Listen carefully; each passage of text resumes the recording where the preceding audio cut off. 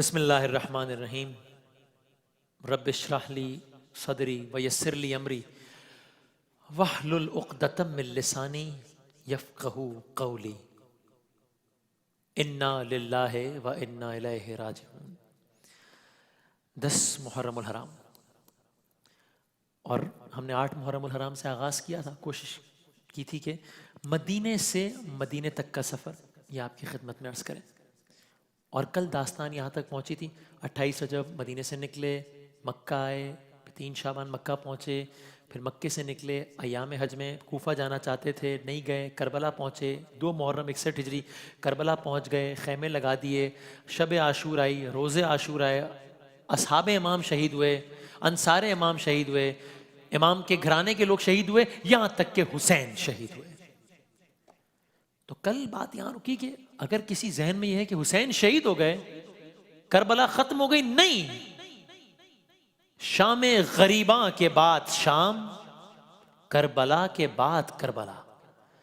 بلکہ میں تو یہاں تک کہوں گا کہ آج کی اس گفتگو کو زیادہ دل تھام کے سنیے گا، کیونکہ خود گھرانہ رسول خدا صلی اللہ علیہ وآلہ وسلم کے کچھ الفاظ اور ارشادات اس بات کی طرف اشارہ کرتے ہیں کہ اب جو مصیبت شروع ہونے والی ہے وہ اس سے زیادہ سخت ہے جو مصیبت ختم ہو چکی ہے۔ واقعی؟ کیسے؟ کیوں؟ ایسا کیا ہو گیا؟ حسین کی شہادت، اکبر کی شہادت، اصغر کی شہادت، قاسم کی شہادت، عباس کی شہادت، یہ سب تو ہو چکا، اب آگے ایسا کیا ہونا ہے کہ جو اس سے بھی زیادہ سخت ہوگا؟ ہے، سنیے، گفتگو کو یہیں سے توسل دیتے ہیں جہاں ہم نے کل ختم کی تھی۔ حسین، امام حسین علیہ السلام شہید ہو گئے۔ اللہ اکبر، انسان کیسے یہ جملے کہے کہ لباس تک لوٹ لیا گیا۔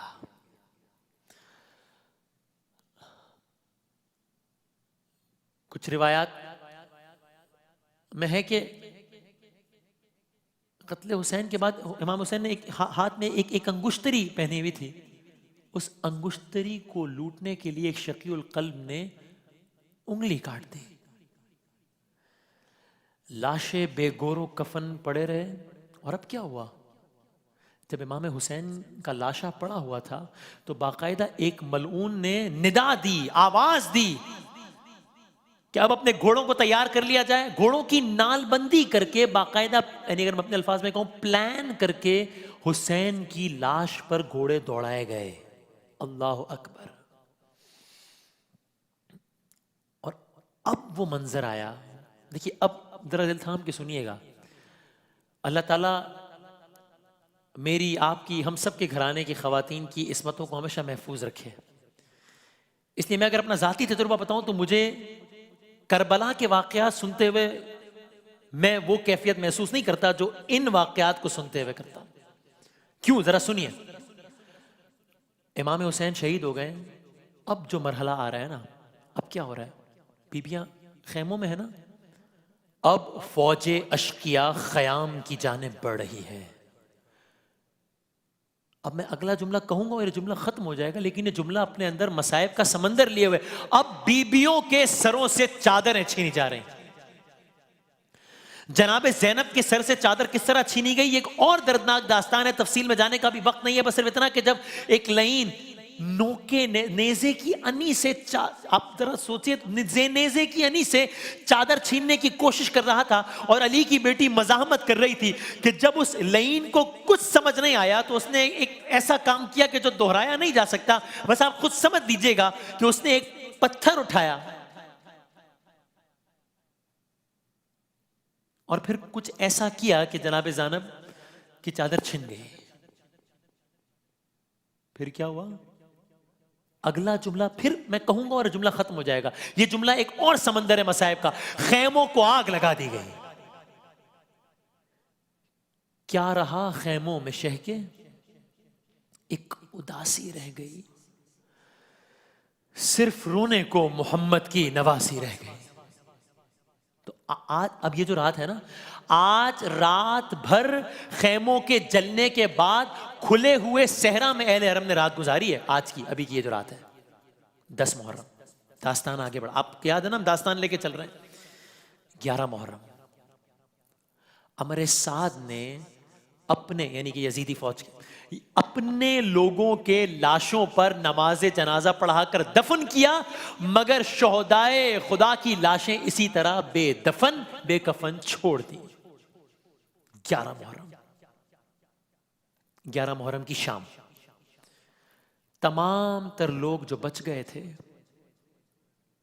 اب ان کو قیدی بنا کر کوفے کی جانب۔ آپ سوچئے، یہ کربلا کے مسائل کے بعد یہ سب ہو رہا ہے، اور عام طور پر اس باپ کے تذکرے کا موقع کم ملتا ہے، چونکہ ظاہر ہے شام غریبہ کے عنوان سے، لیکن یہ شام غریبہ کے بعد کی داستان ہے۔ گھرانہ رسول کو کے لوگوں کو قیدی بنا کر اب کوفے کی جانب لے جایا گیا۔ 12 محرم داستان آگے بڑھتی ہے، کوفے پہنچے، اور یہ کس انداز میں جا رہے ہیں؟ اس انداز سے جا رہے ہیں کہ نوکے نیزہ پر شہداء کے سر بلند ہیں، یعنی ایک طرف نوکے نیزہ پر تمام شہداء کے سر ہیں، اور پھر پیچھے یہ تمام لوگ قیدی بنا کر لے جائے جا رہے ہیں۔ ڈر ہے کلثوم کے چہرے پہ نہ پڑ جائے نظر، نوکے نیزہ پہ ٹھہرتا نہیں عباس کا سر۔ تو اب کیا ہوا؟ جو بچ گئے وہ قیدی بنا لیے گئے، کربلا سے کہاں لے جائے جا رہے ہیں؟ کوفے۔ 11 محرم کو نکلے، 12 محرم کو پہنچے متعدد روایات کے مطابق۔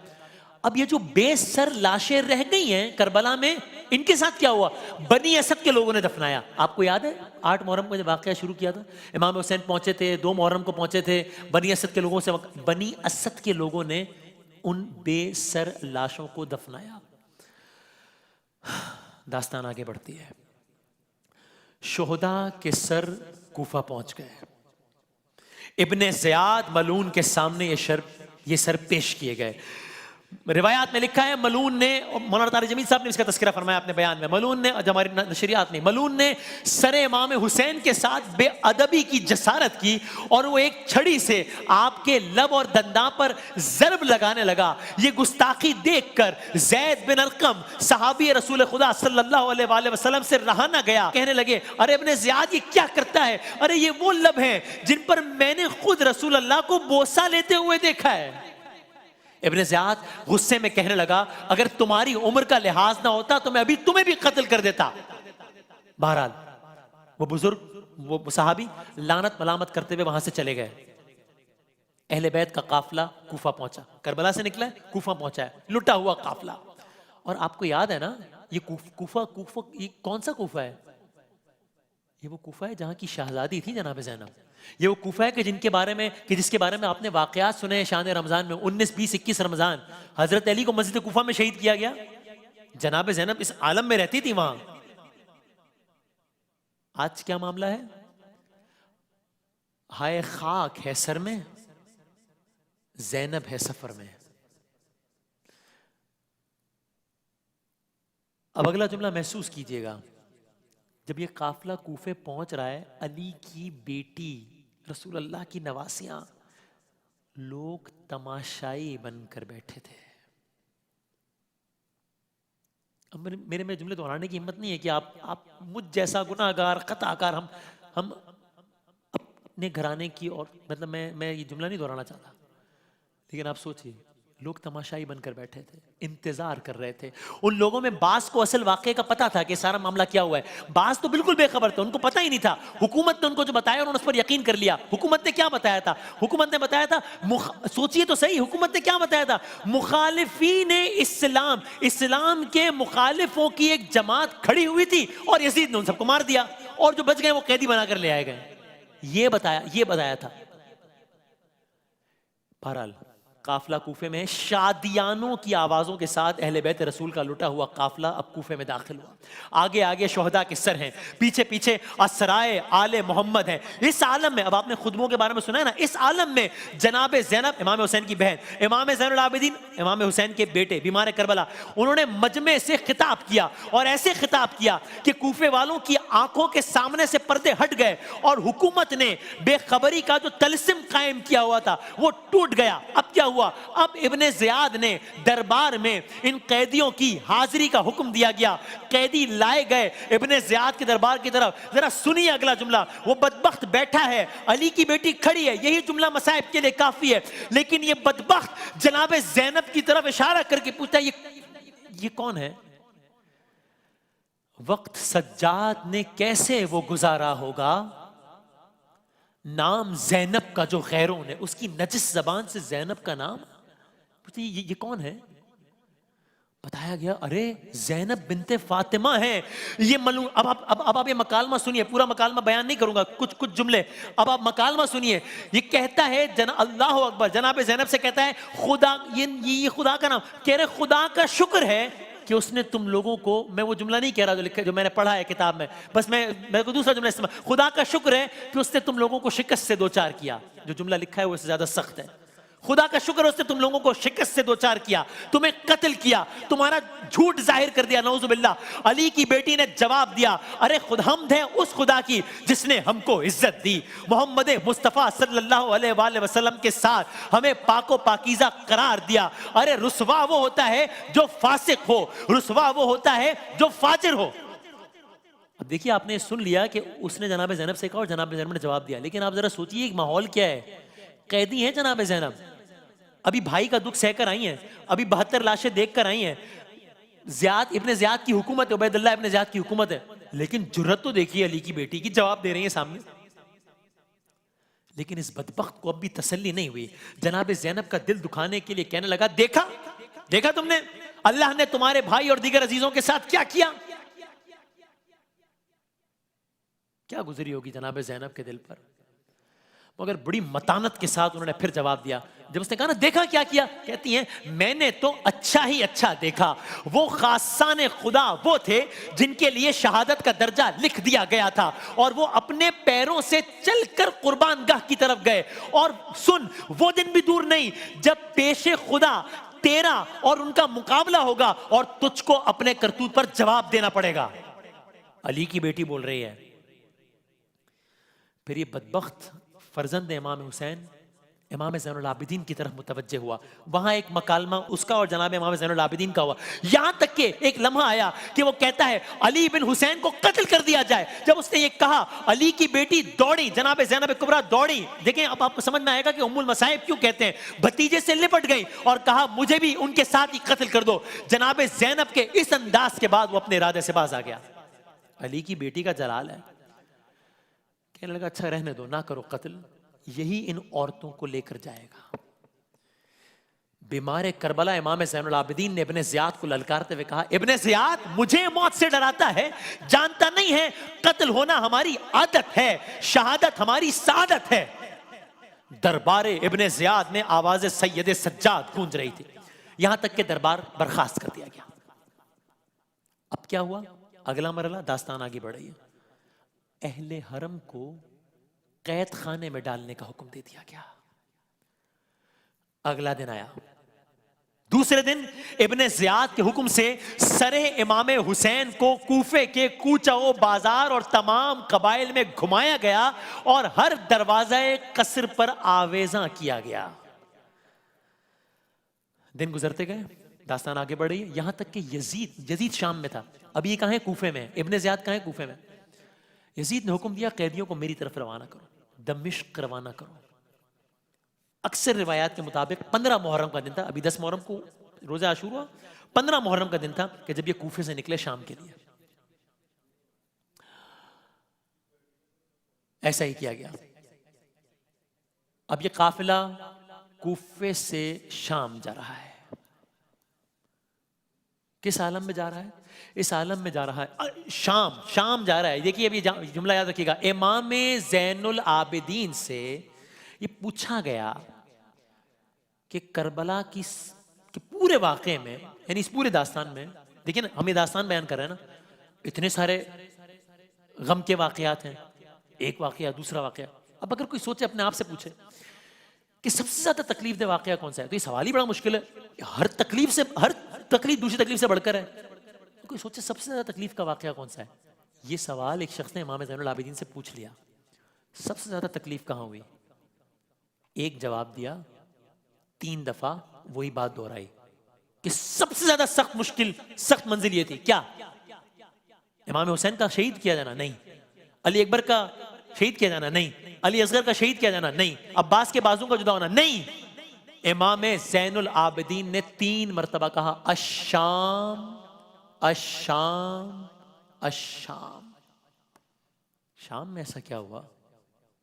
سنیے، قافلہ شام جا رہا ہے، اس عالم میں جا رہا ہے کہ نیزوں پر سر ہیں، عابد بیمار کی یعنی کہ امام زین العابدین کی گردن میں طوق ہے، اور جان بوجھ کر عراق سے دمشق جانے کا وہ راستہ اختیار کیا گیا جس میں آبادیاں زیادہ پڑتی ہیں.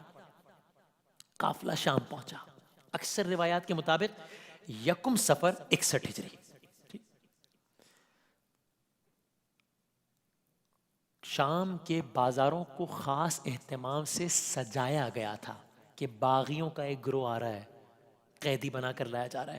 مجمع، اب آپ ذرا سوچئے، تھی بہن عباس کی نظریں عوام الناس کی، مجمع کتنا تھا؟ مجمع اتنا تھا کہ آفتاب نکلنے کے ساتھ ہی داخل ہونے کے باوجود کہیں زوال کے وقت کوئی دربار یزید پہنچ سکتا تھا، اتنا مجمع تھا شام.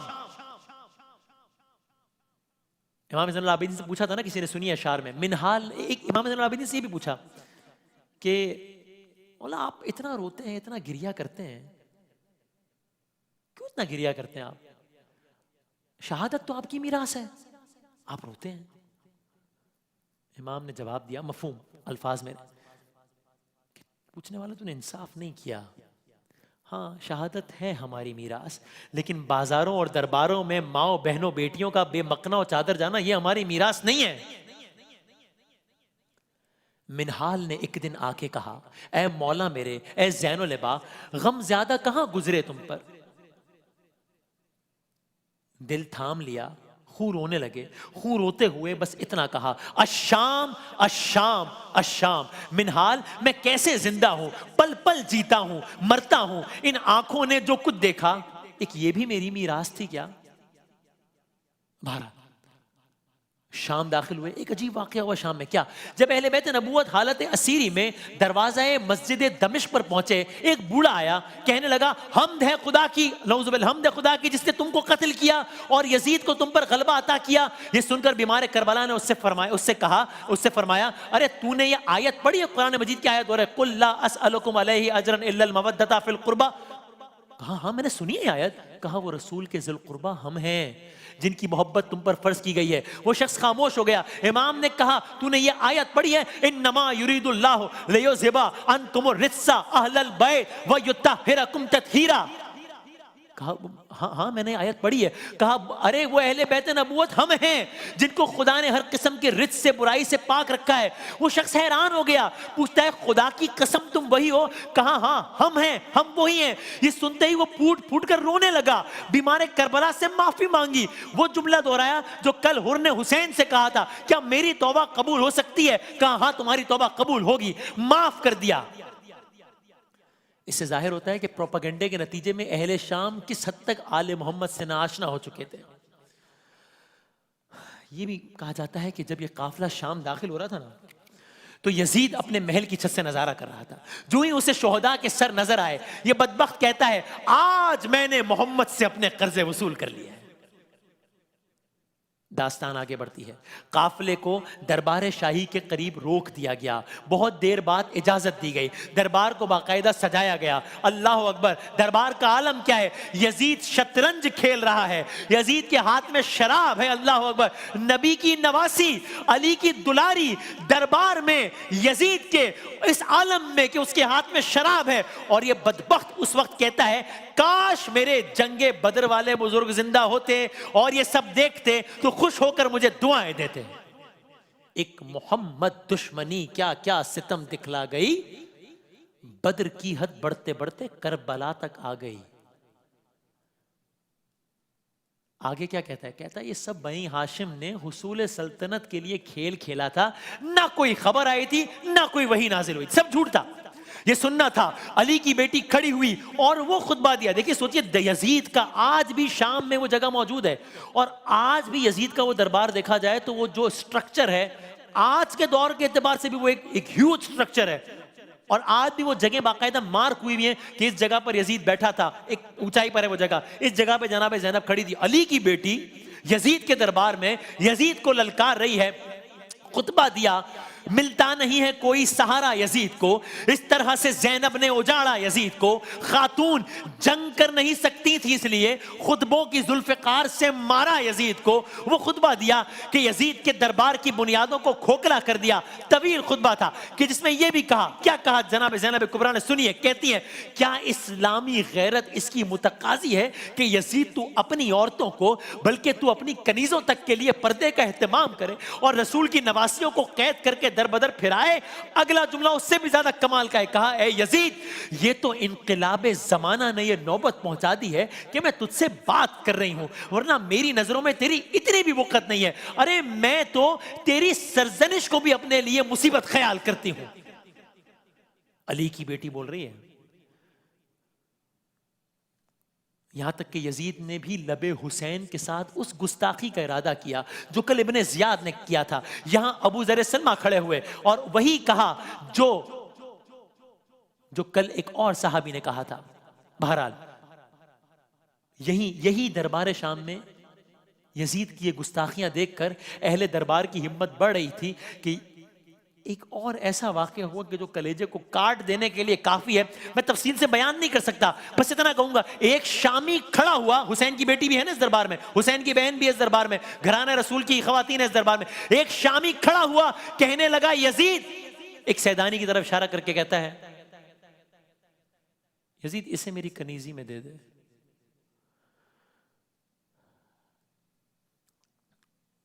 سننا تھا کہ جناب زینب کانپنے لگیں، یہ سننا تھا، آپ کانپنے لگی۔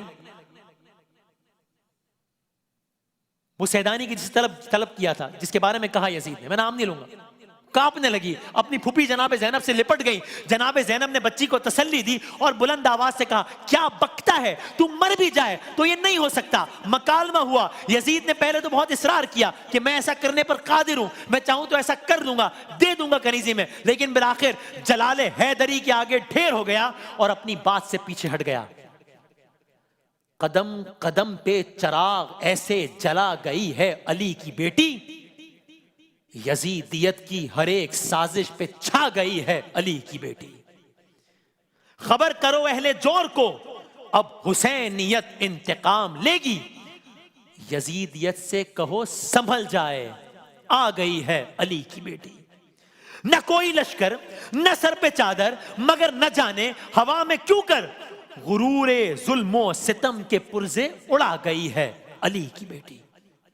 یقین آئے تو کوفہ و شام کی فضاؤں سے پوچھ لینا، یقین آئے تو کوفہ و شام کی فضاؤں سے پوچھ لینا، یزیدیت کے نقوش سارے مٹا گئی ہے علی کی بیٹی، اور ابد تلک اب نہ سر اٹھا کے چلے گا کوئی یزید زادہ، غرور شاہی کو خاک میں یوں ملا گئی ہے علی کی بیٹی۔ داستان آگے بڑھتی ہے اور اب اختتام کی طرف بڑھے داستان تیزی سے۔ اب یزید کا امام زین العابدین سے مکالمہ ہوا، قصہ مختصر۔ ان خطبوں کی وہ طاقت تھی کہ ان خطبوں سے انقلاب برپا ہونا شروع ہو گیا۔ جس انداز سے اہل بیت کھلے عام یزید کو چیلنج کر رہے تھے، اور دوسرا اہل بیت کے اس رویے سے لوگوں کے سامنے حقیقت آنے لگی کہ ہمیں تو کچھ اور بتایا گیا تھا، اور پھر جس انداز سے وہ چیلنج کر رہے تھے، وہ اس پروپیگنڈے کو سچ سمجھ رہے تھے کہ ایک باغیوں کا گروہ ہے جسے لایا گیا ہے۔ یزید کو اب اس سب کا احساس ہونے لگا، اب یزید سمجھنے لگا کہ ارے خود میرے دربار میں ہر شخص مجھے مجرم سمجھ رہا ہے، یہاں تک کہ لوگ پھر کھلے عام یزید کی مخالفت کرنے لگے۔ یہ بھی ہوا، یہ ایک واقعہ تو بات کا ہے کہ یزید کے اپنے بیٹے نے یزید کی مذمت کی، تو بات کی بات ہے، لیکن یہ بھی ہوا کہ یزید کی بیوی دربار میں نکل کر آئی کہ ارے رسول کی بیٹی فاطمہ کے لال کا سر، اور اس طرح ملک میں بے چینی کے آثار نظر آنے لگے۔ بالآخر، بس میں نے کہانی مختصر کر دی، بالآخر یزید کو مجبوراً اہل بیت کو رہا کرنے کا فیصلہ کرنا پڑا۔ قید گزاری ایک لمبی، 1 سال کی۔ اس کے بعد جناب زینب نے کہا ہم اپنے پیاروں کو تو جی بھر کے رو بھی نہیں سکے، چونکہ 10 محرم کو شہید ہوئے، اس کے بعد ظلم کی نئی داستان شروع ہو گئی، کب روتے اہتمام کے ساتھ، اپنے پیاروں کو ہم رو بھی نہیں سکے۔ جناب زینب نے کہا، وہیں پر شام میں ایک مکان میں حسین کا پرسہ ہوا، بیبیاں آئیں، باقاعدہ امام حسین کا پرسہ ہوا، پہلی مجلس شام میں ہوئی، اور اس کے بعد کہا گیا کہ اب ان قیدیوں کو واپس مدینے پہنچانے کا انتظام کیا جائے۔ اللہ اکبر۔ قافلہ شام سے مدینے جا رہا ہے، پہلے کربلا گیا، چہلم کے موقع پر کربلا گیا، اور پھر وہاں سے مدینہ۔ اب آپ یاد کیجئے جہاں سے داستان شروع ہوئی تھی، 28 رجب کس عالم میں گئی تھی جناب زینب؟ عباس، علی اکبر، قاسم، علی اصغر، محمل پہ سوار کر رہے ہیں لوگ، اور اب یہ قافلہ مدینے کس عالم میں پہنچ رہا ہے؟ عباس نہیں ہے، علی اکبر نہیں ہے، اونو محمد نہیں ہے، قاسم نہیں ہے، اصغر نہیں ہے۔ اب یہ قافلہ مدینہ پہنچا، مدینہ میں کوہرام بپا تھا۔ جناب زینب کبریٰ روضہ رسول خدا صلی اللہ علیہ وآلہ وسلم پر گئیں۔ اب داستان ختم ہو رہی ہے۔ داستان جب شروع ہوئی تھی آپ کو یاد ہے نا، کل حسین گئے تھے نانا کے روضے پر، کہا تھا نا چلا میں وعدہ نبھانے، سلام ماں کے مزار، سلام نانا کے روزے، سلام ماں کے مزار۔ اب جناب زینب رسول خدا صلی اللہ علیہ وآلہ وسلم کے روزے پر پہنچی ہیں۔ مدینے سے مدینے تک کا سفر، بس میں ختم کر رہا ہوں داستان۔ وہاں روزے پہ پہنچ کے کیا ہوا، یا آپ شاعر کی زبان سے سن لیجئے۔ روزے پہ مصطفیٰ کے اداسی سی چھائی ہے، کیوں؟ ارے کنبے کو کھو کے زینب ناشاد آئی ہے، رو کر پکاری نانا میں فریاد لائی ہوں، ارے میں چھوڑ کر حسین کو جنگل میں آئی ہوں، ارے نانا نانا ہوئی اسیر تمہاری نواسیاں، کونوں مکان پہ چھا گئیں غم کی اداسیاں، ارے نانا حرم حسین کے بازار میں گئے، ہم سربرہنہ کوفے کے دربار میں گئے۔ جناب زینب مکالمہ کر رہی ہیں رسول خدا صلی اللہ علیہ وآلہ وسلم سے، نانا نانا ہمارے گھر کا سب اسباب لٹ گیا، نانا ہمارے سر پہ نہ باقی رہی ردا، نانا ہزار طرح جفا کی لعینوں نے، خیموں میں ہائے آگ لگا دی لعینوں نے، نانا عجیب سانحے ہم پر گزر گئے، ارے رنج و الم نے گھیر لیا ہم جدھر گئے، نانا خدا کے گھر میں نہ ہم کو اما ملی، بھائی نے شہر چھوڑ کے جنگل کی راہ لی۔ کیا کہہ رہی ہیں؟ نانا خدا کے گھر میں نہ ہم کو اما ملی۔ آپ کو یاد ہے نا مکے پہنچے تھے، خدا کا گھر، وہاں آ گئے قتل کرنے حاجیوں کے روپ میں، اور مکہ چھوڑ کے کہاں گئے؟ کربلا جنگل میں۔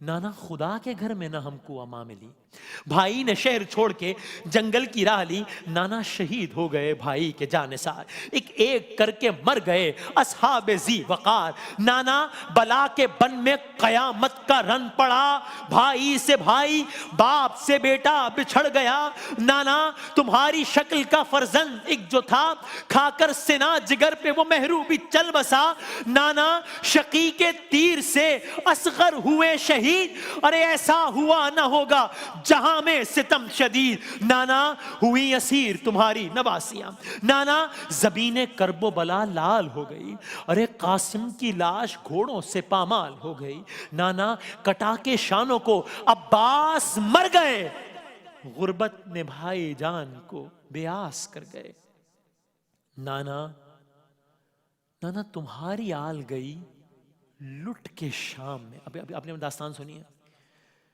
نانا تمہاری آل گئی لٹ کے شام میں، پہنچی علی کی بیٹیاں دربار عام میں، نانا اسیر صاحب تطہیر ہو گئے، ہم لوگ شہر شام میں تشہیر ہو گئے، نانا اسیر 12 تھے اور ایک تھی رسن، باندھے گئے تھے مثل گناہگار خستتن، نانا ہم اپنے حال پہ روتے تھے زار زار، نانا ہمارے حال پہ ہنستے تھے بدشعار، اور ایک ابھی آپ نے سنا نا کہ وہ پوچھ رہا تھا کہ یہ کون ہے جناب زینب کے بارے میں، ایک ایک کا نام پوچھتا تھا، بانی ستم، نانا بتاتا جاتا تھا شمرے جفا ستم، یہ زینب ہنسی ہیں وہ کلثوم دل فگار، ارے انگلی اٹھا اٹھا کے دکھاتا تھا بدشعار. نانا جب یہ واقعہ بیان کیا کنیزی میں طلب کرنے والا, نانا نانا عجیب حال ہمارا تھا اس گھڑی. ایک بی بی پیچھے دوسری بی بی کے چھپتی تھی, چونکہ بے پردہ تھی نا, ایک بی بی پیچھے دوسری بی بی کے چھپتی تھی. اس وقت تھر تھری سی میرے تن میں پڑ گئی, صد حیف ہے زمین میں زینب نہ گڑ گئی. اور اتنے میں ایک شامی نے نانا غضب کیا, سیدانی کو کنیزی میں اس نے طلب کیا.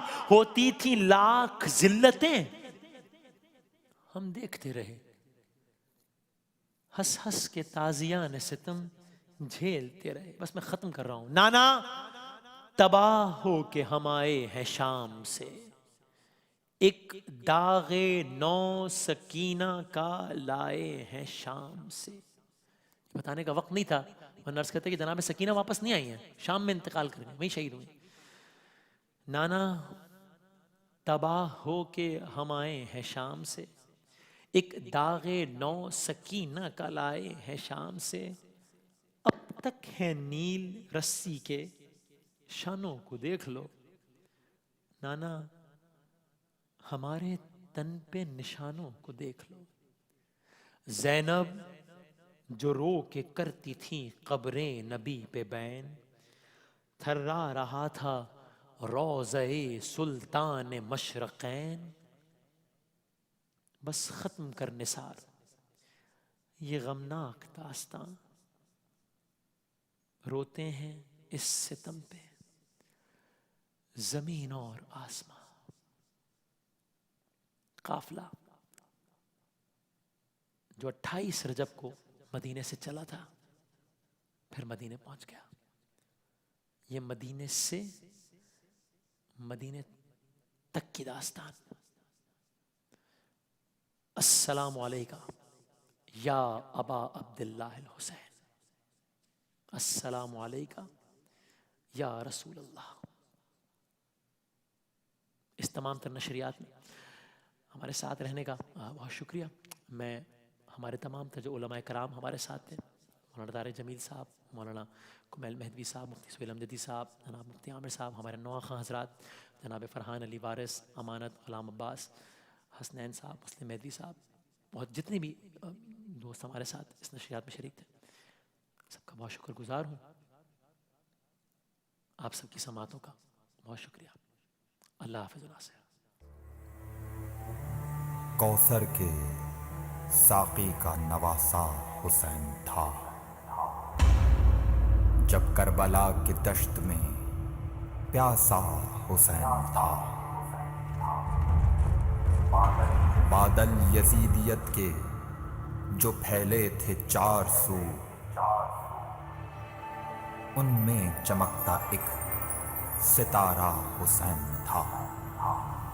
کرتا وہ کیسے ہاتھ پہ بیعت یزید کی, اس وقت سب سے عرفا و اعلیٰ حسین تھا.